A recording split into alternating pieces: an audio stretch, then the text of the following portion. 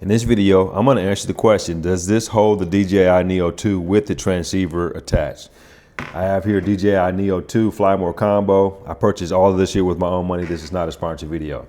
So the case here is a semi-hard case. It's water repellent, dust repellent, and all that good stuff.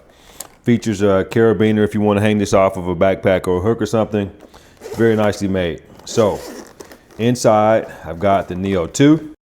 And I've got the transceiver attached on there. So as you can see, the antenna stick up just a little bit, but there's quite a bit of room between the mesh and the top of the case here. So when you close that down, the antennas are not being squished whatsoever. I mean, they're just sitting on the mesh there, not being squished whatsoever. So it absolutely does fit with the transceiver attached.